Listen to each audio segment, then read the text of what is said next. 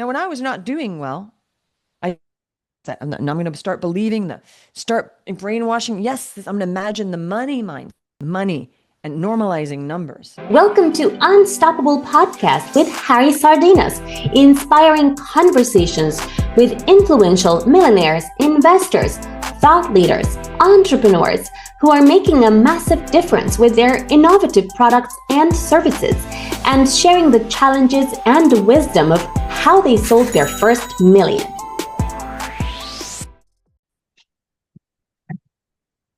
How would you like to achieve your first million? And today we have Jeanne Omlor joining from Florida, United States, and she's a business growth accelerator strategist. And Jeanne, tell us, what are the 5 steps that you recommend entrepreneurs or wannabe entrepreneurs that they should follow in order to sell the first million, which is meaning getting to product market fit? First of all, my name is Jeanne. So people are going to think, who's Jeanne Omlor? It's just kidding, but it's Jeanne Omlor. So first of all, I just want everybody to know my name. Nice to meet you, Harry, again. So you want to have 5 steps to get to your first million. Okay. Are you talking general businesses or certain types of businesses? That's my question. Okay. Well, I'm going to generalize then about 5 steps to get to your first million. All right. But different if somebody's like, owns a car wash, right? But let's just say that it's like consultants and online service providers and speakers and that kind of thing, right? Because again, if they're owning like, a car wash, okay? So let's talk about specifically coaches, consultants, online service, insurance people, blah, blah. The first step is you must be super crystal clear about what it is you're selling. A lot of people have an idea and it's sort of half baked, and then they're out there sort of promote something, but they're not even sure. And they're the buyer's responsibility to figure out what your offer is, and it's not. People say all the time, well, they just should know what I'm doing, but you know what you're doing. Why should somebody that's going to buy from you? Like, I give this analogy. Let's just say you're in Target or Walmart or one of those stores, okay? And you go to the sporting goods section, all right? And in the sports, so you know sporting goods. So we know it's sporting goods, all right? But then in the sporting goods box, and the box has a question mark on it, and it's sealed without knowing what's in it. No, you wouldn't. It's kind of like sporting goods, but that's almost what people are doing. Well, they know what, no, we know you're something. We know you're in the sporting goods, but we're not super clear on what. Not one person in this world is going to pick up a box that's sealed that has a question. We know it's in sporting goods and go to the checkout and pay money and then just get and see, oh, what did I get here? And that is the best analogy I've ever thought of. And it doesn't it, Harry? 100%. Do you get what I'm saying here? 100%. Okay, so what we need to do is we need to take whatever that is out of the box goods. We need to put it on the shelf and we need to put a label on it. I'm not saying everybody needs to say their prices up front, but in a store, we do want again, we're not going to pick it up and go buy it without knowing the price, right? Eventually, when you're selling the price, and I'm always astounded when people don't give their prices when you're on a sales call. I mean, I'm astounded. Sometimes I will be on a sales call and I'll say, well, how much is it? Well, it depends. How much is it? Well, it depends. I said, so do I have to actually give you my credit card, the price, because then I'm going to get the credit card receipt, or I'm going to look in my, credit online and I'll see, oh, that coaching actually cost me $55,000. Know it till they ran the credit card. Again, nobody on this world, earth, is just going to say, sure, just tell me what it is after. Ever. Unless restaurant and you don't care, and I do that. Like, just whatever we eat's different. We know what we're getting food. Sure, let's just get whatever we want. Different. So, very important. I'm spending a lot of time on because it's so important. Very important. Also, who's buying it? Well, it needs sporting goods is in the sporting section. So we know who our niche is. Someone sporty or buying a gift that's sporty. They're in the sporting section. So that's person as somebody that doesn't care about sports, doesn't ever work out, and doesn't know where the sporting goods section is because they've never been there. Okay. Who whatever that is. Clear. Who is my, and what am I offering? And do they need it? Because then there's that problem. Now you got offer, avatar, or market. You need to make sure that they're married, because once you know you're, then if okay, sporting goods person, I'm not going to put an in there. That's in the home cooking section, right? And what a lot of is they're putting cookingware in the sporting goods section. Okay, I like my analogy because you can go far with this, can't you? Well, we know when you go far, and sometimes they don't do a good job, but normally, kind of, we know clothes are in the women's clothes section. We know the accessories are in the accessories section. We know the stationaries, the home goods, cooking stuff, sports, whatever, right? So do that. Make sure that everyone knows who your market is. I clearly said I help coaches and consultants get to get high ticket clients. That's what we do. Okay. We know what we do. We know it's coaches, consultants, and online, because sometimes they get accountants or financial people here and there or digital marketing firms. We know it works.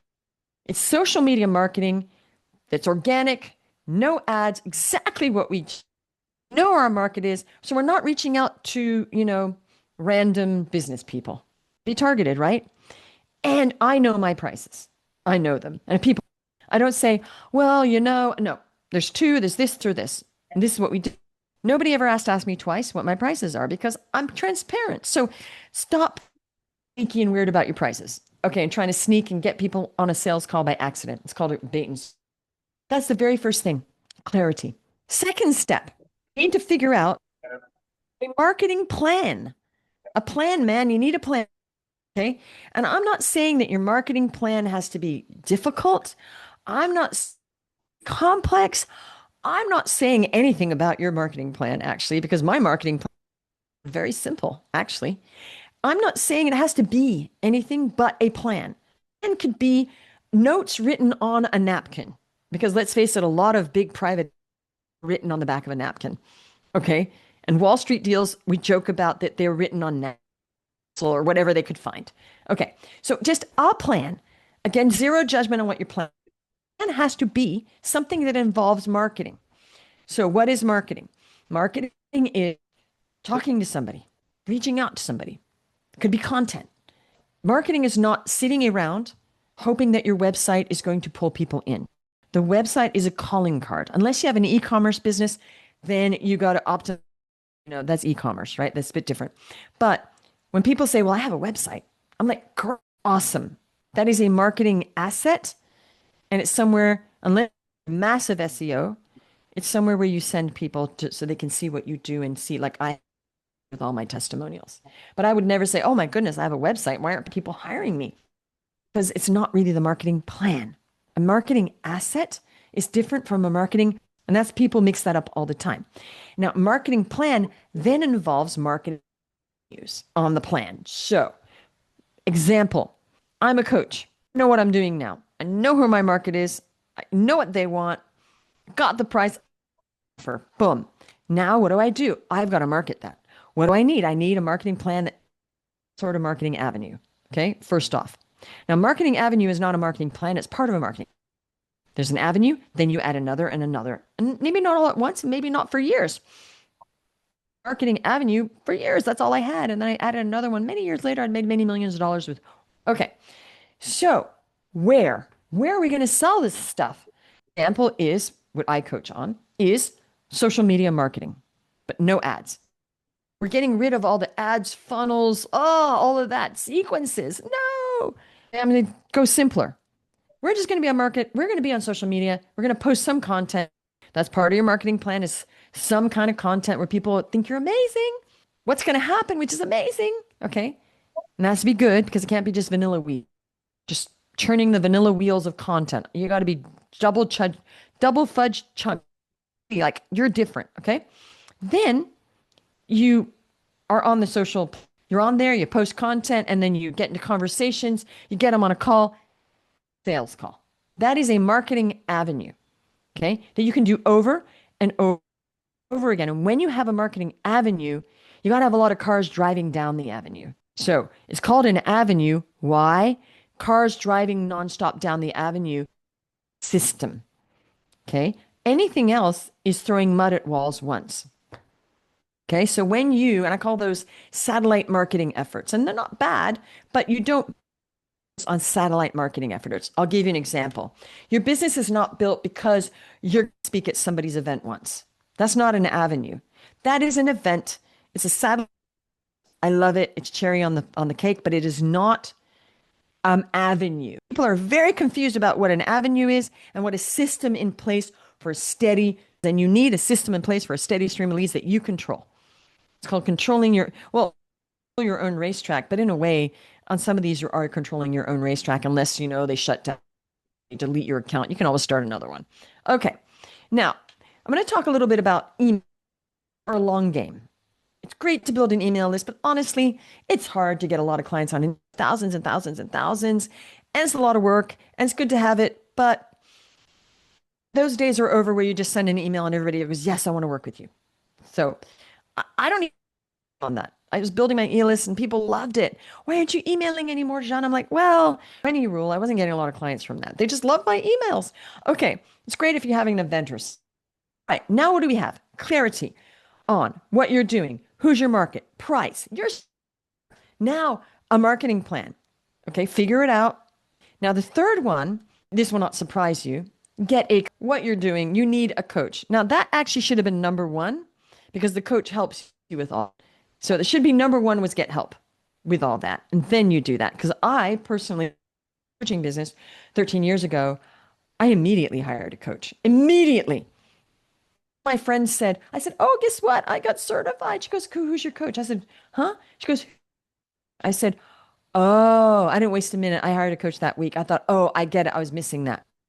Plunked down thousands of dollars because I knew I didn't want to waste a minute of my life. How to get to $1 million is to understand you can't get to $1 million dollar mindset. You can't. That's just wishful thinking. $1 million is okay. I want to make this happen. I want to get to $1 million. I'm going to need help. I'm going to hire that help. I'm going to invest in my business.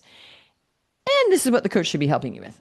Okay. So get help, get clear, get a marketing avenue. Okay. Fourth step, work on your every day. Every single, you do a morning mindset formula ritual and you get yourself to a state of possibility. And that's really, Harry, that was when I got online and I got to my first million. I got my first million in 17 months. It's because every single day, because we are in a state of anxiety. It's not working. And it's not like, no, there's drama involved and psychodramas, and all sorts of stuff going on.